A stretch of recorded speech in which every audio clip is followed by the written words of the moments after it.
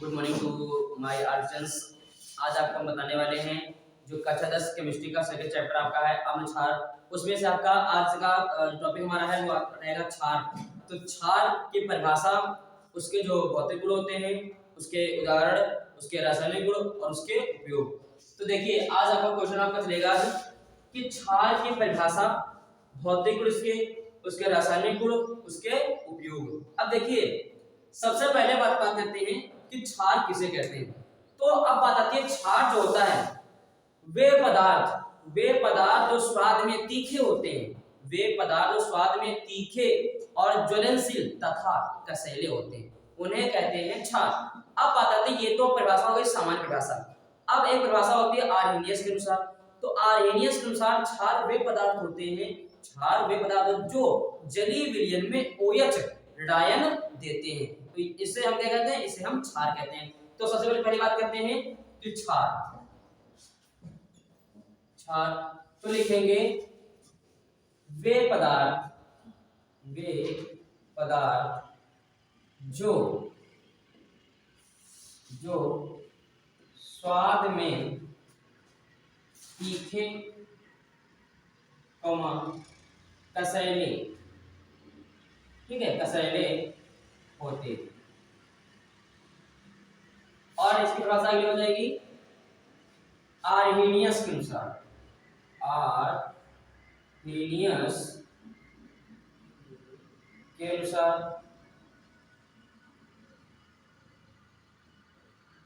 ठीक, तो लिखेंगे वे पदार्थ जो जलीय विलयन में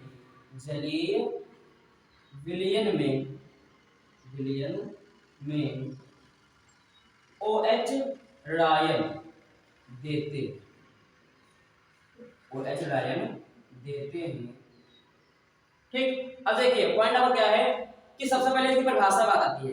परिभाषा कहती है, इसकी परिभाषा दो है। अगर सामान्य परिभाषा आपको कहनी है तो फर्स्ट आप लिखिए वे पदार्थ जो स्वाद में तीखे, कसैले होते हैं, उन्हें क्या कहते हैं, उन्हें कहते हैं क्षार। अगर बात आती है कि आर्हेनियस के अनुसार क्षार की परिभाषा दीजिए, तो वे पदार्थ जो जलीय विलयन में हाइड्रॉक्सिल आयन अर्थात OH- देते हैं, तो उसे हम क्या कहते हैं, उसे हम क्षार कहते हैं। अब ये तो होगा इसकी परिभाषा।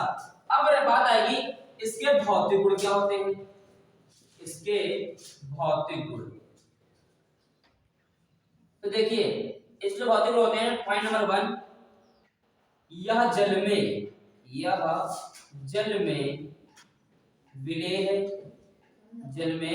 विलेय। पॉइंट नंबर 2, लाल लिटमस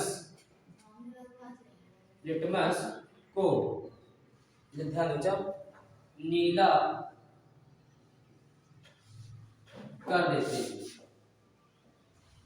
कर देते हैं। पॉइंट नंबर 3,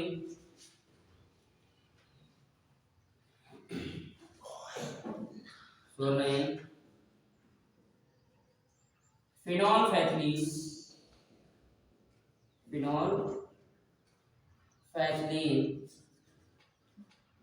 के साथ गुलाबी रंग देते हैं। देखिए आपके जो भौतिक गुण होते हैं, यानी भौतिक गुण का अर्थ होता है जो हम लोग किसी की चीज को खा करके उसका स्वाद पता करते हैं या फिर उसको अपनी आंखों से देख सकते हैं, तो उसे हम कहते हैं भौतिक गुण। तो इसके जो भौतिक गुण समान गुण होते हैं कि यह जल में घुल जाता है। अगर इसको जल में घोलोगे जो आपका क्षार होता है जल में घुल जाता है। पॉइंट नंबर 1, फिर आपका अगर लाल लिटमस पेपर होगा उसको नीला कर देता है। उसका कलर होता है लिटमस पेपर, जिसको सूचक बोलते हैं, या कलर सूचक होता है, जिसे लिटमस पेपर को ही सूचक कहा जाता है। तो इसका जो कलर लाल होता है उसको नीला कर देता है। तो इसका आपका ये इसकी पहचान होती है कि यह जो पेपर होता है लाल लिटमस, इसको नीला करता है, वो आपका होता है क्षार। अगला पॉइंट है फिनोल्फैथलीन के साथ, जो फिनोल्फैथलीन एक सूचक होता है, उसका जो कलर होता है, अगर उसको उसमें मिला देते हैं क्षार को, तो उसका रंग आता है गुलाबी। तो ये आपके भौतिक गुण आपके होते हैं। और इसका लिखिए नंबर 4, इनका स्वाद तीखा,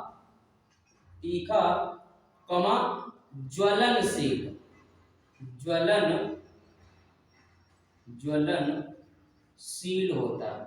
ठीक, तो अगर इसको हम स्वाद चखते हैं तो कैसा तीखा होता है, कसैला होता है और ऐसा ज्वलनशील यानी काफी मात्रा में जलन सी महसूस होती है। तो ये आपकी हो जाएंगे इसके परिभाषा, दोनों परिभाषा हो जाती हैं। उसके बाद इसके समान गुण या इसका भौतिक गुण होते हैं ये आते हैं। अब बात आती है कि इसके जो रासायनिक गुण होते हैं, तो जो इसके रासायनिक गुण होते हैं तो इसकी हम बात करने वाले हैं। तो रासायनिक गुण कौन कौन से होते हैं ध्यान दीजिए। तो यहाँ हम देखते हैं रासायनिक गुण कौन से होते हैं।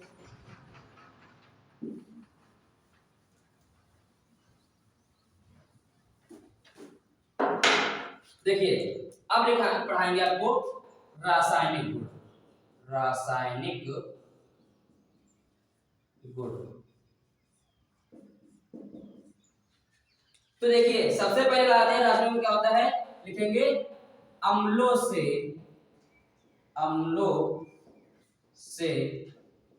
क्रिया। तो देखिए क्या होता है, हम लिखेंगे यहाँ पर NaOH plus HCl gives out NaCl plus H2O। देखिए रासायनिक गुण जो आपका होता है, रासायनिक गुण का अर्थ होता है कि आपको यह बताना है कि जब इसकी क्रिया हम किसी से कराएंगे तो यह किस प्रकार से व्यवहार करता है। ठीक, तो पॉइंट नंबर 1 आपका अम्लों से कराएंगे। तो अम्लों से अगर आप क्रिया कराते हैं, यदि आप क्षार की अभिक्रिया अम्लों से कराते हैं तो आप ये आपका हो गया एनएच, ये आपका क्षार है, ये आपका अम्ल है, यहां पर बनके तैयार हो रहा है लवण।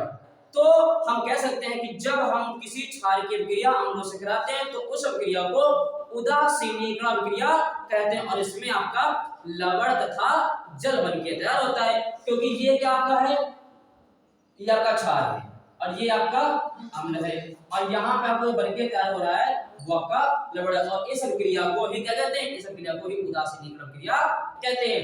अब बात आती है तो यहां लिख सकते हैं नंबर 2 धातु से क्रिया। तो देखिए यहां पे लिखेंगे NaOH प्लस Zn और इक्वल टू आपका जो रहेगा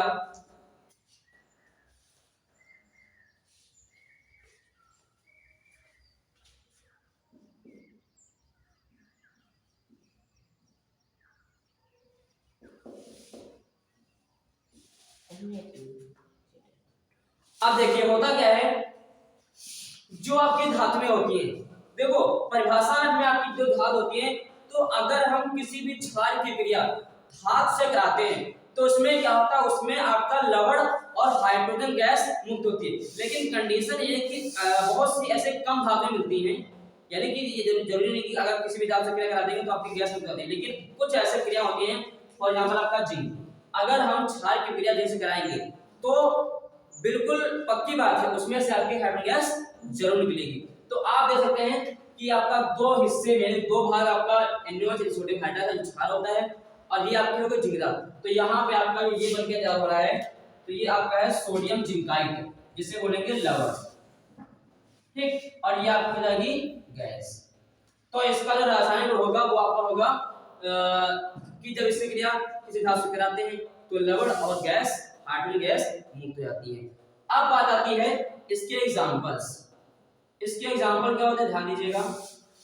एग्जांपल आपके हैं NaOH KOH प्लस आपके यहाँ पे हो जाएंगे NH4OH, ठीक है, CaOH का होल ट्वाइस। कुछ इसके एग्जांपल होते हैं, ये आपका NaOH सोडियम हाइड्रोक्साइड, KOH यानी पोटेशियम हाइड्रोक्साइड, NH4OH ये आपका होता है अमोनियम हाइड्रोक्साइड का सूत्र, और CaOH का होल ट्वाइस ये आपका किसका होता है, ये आपका होता है कैल्शियम, जिसको हम बुझा चुना कहते हैं। अब बात आती है कि इसके उपयोग क्या होते हैं। तो इसके उपयोग जो होते हैं तो देखिए लिखेंगे उपयोग। तो नंबर 1 प्रयोगशाला में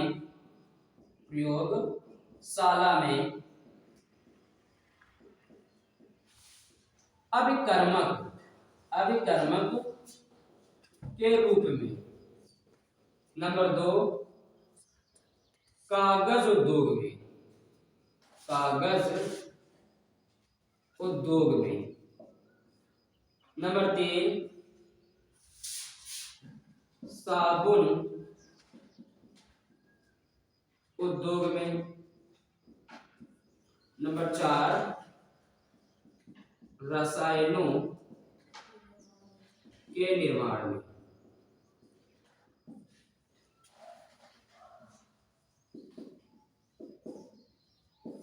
देखो होता क्या है, ये आपका हो गया रासायनिक गुण। इसके कुछ एग्जांपल आपके थे, हमने आपको दिखा दिया है कि अगर अणु से क्रिया कराएंगे तो आपका क्या होता है, तो आपका लड़ बन जाता है। अगर इसके किसी धातु से क्रिया कराते हैं तो आपका हाइड्रोजन गैस मुक्त होती है, लेकिन सभी धातु में ऐसा नहीं होता है। अब बताती है कि इसके एग्जांपल में कुछ एग्जांपल बताओ जो आपके क्षार होते हैं। तो आपके हमने एग्जांपल दिए, sodium hydroxide, potassium hydroxide, ammonium hydroxide और कैल्शियम हाइड्रोक्साइड। अब इसके जो कुछ उपयोग होते हैं, इसके उपयोग क्या होते हैं, देखिए इनके उपयोग जो होते हैं, प्रयोगशाला जो होती है उसमें अभिकर्मक होता है, यानी कि किसी चीज में मिलाने के लिए हम अभिकर्मक का इस्तेमाल करते हैं, तो क्षार का भी अभिकर्मक के रूप में इस्तेमाल होता है। और जो कागज उद्योग होते हैं, कागज उद्योग में भी इसका काफी ज्यादा मात्रा में इसका उपयोग करते हैं, जिससे आपका कागज का निर्माण होता है। और आपका साबुन उद्योग में, साबुन सबको पता है कि क्षारीय होती है, ठीक है, तो अब साबुन उद्योग में भी इसका उपयोग किया जाता है चूने के रूप में। रसायनों में जो आपका रासायनिक पदार्थ होते हैं, कुछ ऐसे पदार्थ होते हैं जिनमें आपका इस क्षार का उपयोग किया जाता है। तो ये आज के लिए आपका था जो क्षारों के सभी परिभाषाएं थी, उसके एग्जांपल्स थे, भौतिक गुण, रासायनिक गुण, उपयोग। तो आज के लिए इतना ही, मिलते हैं अगले वीडियो में। तो हमारे चैनल को लाइक, सब्सक्राइब और कमेंट बॉक्स में कमेंट जरूर करेंगे। धन्यवाद।